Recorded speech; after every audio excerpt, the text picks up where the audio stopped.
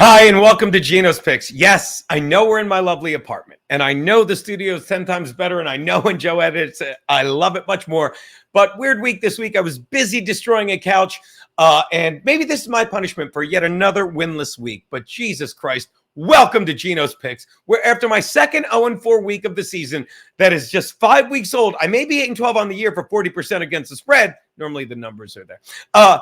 But it may be a sign to start fading daddy, okay? Because given the stats I have, there's also a 40% chance if you fade me, you'll have a perfect 4-0 week because I've gone winless 2 of 5 weeks. What the fuck? Regardless, whether you think daddy is way over his skis or well overdue, best of luck. But here are 4 more stabs in the dark that end with my beloved Bolts hosting Freddie Rubino's Cowboys. So maybe you already know one of my picks. Here we go. Let's go. I don't have sound effects, okay? So just stare at the logo while I cue up the first pick. Isn't this great? All right, people.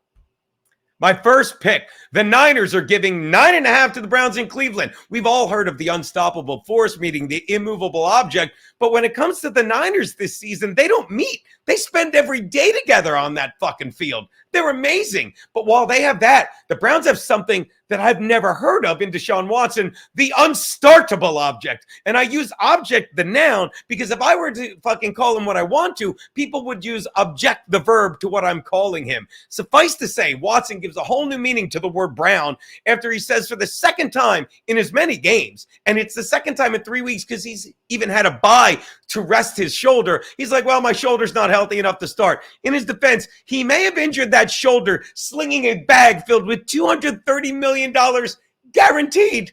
The entire contract over it. It's all guaranteed, which is why he may want to sit out yet again against another tough defense. If he sat out against the Ravens defense, he's no way he's playing against the Niners. So instead, who do we get, Cleveland? You get P.J. Walker, who, considering he's fresh off the practice squad, may leave this game leaning on an ER Walker. Is the Browns defense really good? Yeah, but they're going to be on the field all fucking day. And after a while, they're going to stop caring about the Niners fucking starting QB Brock Purdy because a few minutes they get to sit on the sideline, they're going to be staring at their quarterback who is not fucking starting. Take the Niners and lay the 9.5. Look at that fucking whore. I mean, if that whore doesn't convince you to do it, I don't know what to tell you. All right, the next pick. Max Loads, his beloved Seahawks, travel to Cincy where the Bengals are giving them 2 and a hook. Bengals stink. Bengals are 2-3. They were last year at this time too. And they get healthier as Joe Burrow does. Yeah, Gene, but the Seahawks are 3-1. They're coming off a bye week. They are coming off a bye week. The last time they played was the Giants 2 weeks ago. So they haven't played a football game in 3 fucking weeks. Look, I'm not saying the Giants looked like Swiss cheese in Monday night's game. I'm saying they stunk like it because they stunk to high fucking heaven. Jesus Christ. And speaking of high heaven, the last time I saw black men, the fucking Seahawks defensive line, staring at that many gaping holes, Kevin Brennan's wife was on a casting couch. You remember her, the filthy, stupid fucking whore, fucking a washed-up loser. And speaking of donkey shows, you get it, Kevin Brennan's wife. I'd say Joe Burrow is 10 times the quarterback Danny Dimes is. But in Danny's case, you're multiplying by 0, and they're paying the guy $82 million through 2026 with up to $35 million more in incentives, which he's never going to see. Say what you want about the dollar being useless, but Dimes isn't worth the paper his contract is printed on. Jesus Christ, he's terrible. He made the Seahawks look better, and the Seahawks are about to take a TER and turn for the worst. I'm taking the Bengals in this one, and I'm laying the 2 and a hook. All right, which brings me to my next pick, guys. The fucking Raiders are giving 1 hook to the Patriots in Vegas. Look, I'm not sure if Josh McDaniels is the second worst or second luckiest coach in the AFC West that he shares with my beloved Brandon Staley, but they both have the same game plan. Let's hope they make the last bad play of the game. And it worked for both of them in their last game.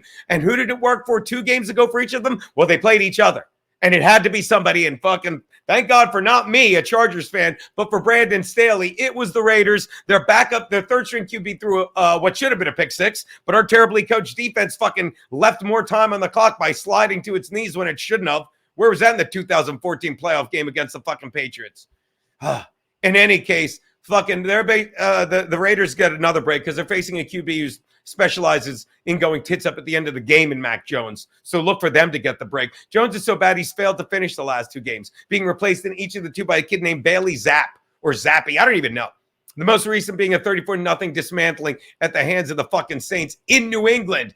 In Mac's defense, he doesn't have much to work with when he's in the game, as it may be time to admit Belichick's fucking not the guy. The game's passed him by. He won 6 Super Bowls because he was a defensive genius, right? But it's an offensive league now. So he's gone from a defensive wonder to an offensive Stevie Wonder. I like it. Because he wouldn't know a talented QB or wideout if they were standing right in front of him. I know they're playing in this game in Vegas near the Strip. But the only way the Patriots see anyone exploding when they're on offense this week is if they're playing on the fucking Gaza Strip. Take the Raiders in this one. I'm telling you, they're laying 1.5, and I think they fucking flat out win it. I do. All right, let's do one more. Is that me again? Let's do one more, people. The Chargers are getting 2 and hook from the Cowboys. The Cowboys in the City of Angels, and considering all the murders, there really is a City of Angels. And speaking of corpses, you can count on 8, sometimes 9 times a year, the corpse of the San Diego Chargers showing up in LA Stadium that they're renting from a fucking far more popular team, which is why they're always outnumbered by opposing fans. Well, droves of Cowboys fans are going to be disappointed this week if they think they're going to walk away with this one because, well, I have no basis to pick the Chargers other than fucking Garrett says they're going to win 10 straight, and they've already won 2 straight. Haven't lost since me and Kiki got engaged, and Kiki's got the fucking my betrothed degrees with Garrett because they both know their winning would annoy me. Well, this pick is an easy one because while I think the Chargers will lead for much of the game, when they do try to give it away at the end, it will involve a 2-point conversion that will allow us to walk away with a cover and quite possibly a 3rd straight give W as the Chargers are getting 2.5. And I am taking the Bolts, motherfucker. Those are Geno's picks, guys. Fucking back in the studio next week. Thank you so much.